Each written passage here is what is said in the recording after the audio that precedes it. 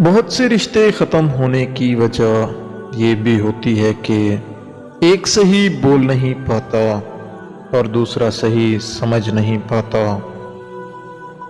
کبھی کبھار ہمیں خاموش رہنا پڑتا ہے، اس لیے نہیں کہ ہم ڈرتے ہیں، بلکہ اس لیے کہ ہمیں رشتے بحث سے زیادہ پیارے ہوتے ہیں۔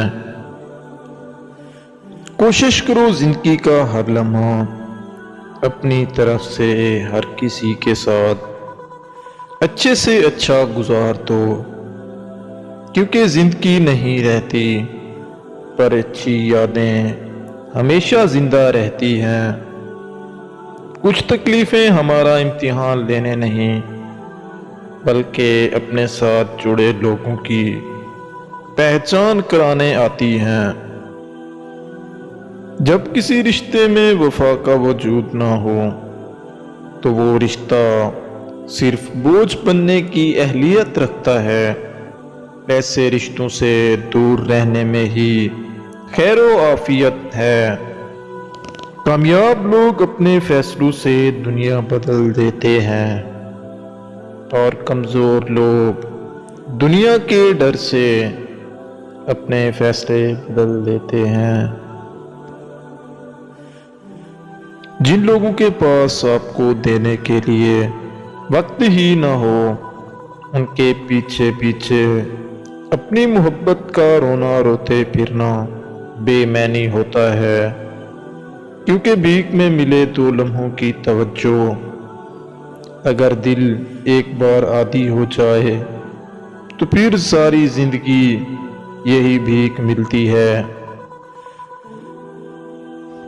دعاؤں میں تاثیر آپ کی طلب سے آتی ہے اور تاخیر آپ کی بہتری کے لیے ہوتی ہے۔ زندگی کے سفر میں ان لوگوں پر توجہ نہ دیں جو آپ کے راستے میں کھڑے تھے، بلکہ ان لوگوں کا سوچیں جو ہر مقام پر آپ کے ساتھ کھڑے تھے۔ دو چیزیں اپنے اندر پیدا کر لو، چپ رہنا اور معاف کرنا، کیونکہ چپ رہنے سے بڑا کوئی جواب نہیں اور معاف کر دینے سے بڑا کوئی انتقام نہیں۔ اپنوں کو ہمیشہ اپنے ہونے کا احساس دلاؤ، ورنہ وقت آپ کے اپنوں کو آپ کے بغیر جینا سکھا دے گا۔